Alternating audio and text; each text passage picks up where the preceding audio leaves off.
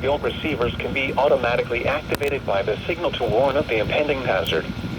Tests of the signal and receiver's performance are normally conducted by the National Weather Service between 11 a.m. and noon each Wednesday. If there is a threat of severe weather, the test will be postponed to the next available good weather day.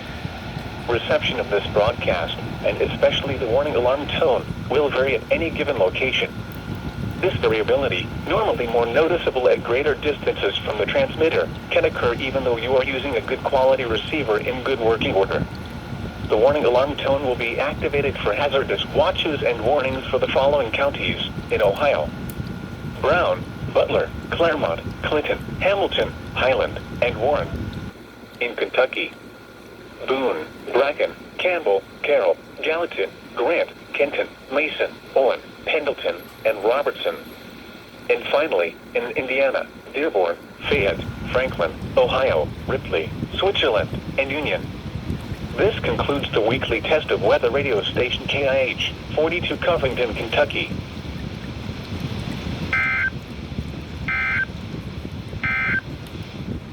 This is NOAA Weather, All Hazards radio station KIH42, Covington, Kentucky. Broadcasting on a frequency of 162.55 megahertz, and serving southwest Ohio, northern Kentucky, and southeast Indiana, including the greater Cincinnati tri-state area. This broadcast originates from the National Weather Service office at Wilmington, Ohio.